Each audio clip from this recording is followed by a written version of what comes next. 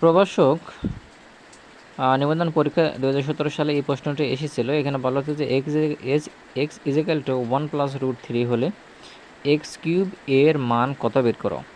তো এখানে প্রশ্ন একটু জটিল মনে হলো, অঙ্কটা কিন্তু আসলে ইজি। তো একটু আমরা দেখি, তাহলে বুঝতে পারবো বিষয়টা। তো এখানে বলা হচ্ছে যে এক্স ইজিক্যাল টু 1+√3। তো এখানে বলছে যে ঘন, তাহলে এটা যদি ঘন হয় তাহলে ঘন সূত্র প্রয়োগ যদি আমরা করি, যে এক্স কিউব যে সূত্র, এই সূত্র অনুযায়ী যদি আমরা এটাকে সাজিয়ে করা হয়, তাহলে দেখুন অঙ্কটার উত্তর কী আসে। আমরা জানি যে ঘন a plus b whole cube সমান সমান কী হয়, যে a cube plus 3a² b plus 3a b square plus b cube. হ্যাঁ, এই সূত্র, এটা হচ্ছে ঘনের সূত্র। এই সূত্র ধরে আমরা যদি এটা করা হয়, দেখুন যে তাহলে এখানে রয়েছে যে 1+√3। তো এটা যদি করা হয় তাহলে কি হয়, প্লাস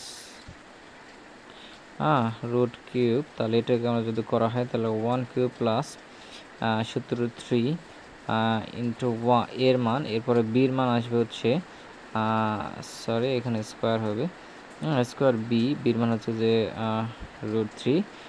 তো এরপরে দেখুন যে প্লাস আবার সূত্র, আবার এর মান হচ্ছে 1, বির মান হচ্ছে বির মান √3²। তো এরপরে আমাদের সূত্রের হচ্ছে কিউব যেটা আছে, এটা হচ্ছে সূত্রের কিউব। তো এখন 1 কিউব 1 প্লাস এই যে স্কোয়ার করলে স্কোয়ারের মান 1ই হয়।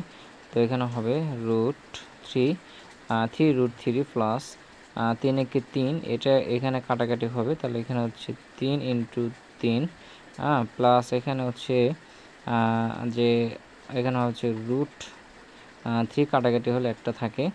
তো এরপরে দেখুন যে 1 প্লাস এটা √3 প্লাস 3 3 9 প্লাস 3 √3।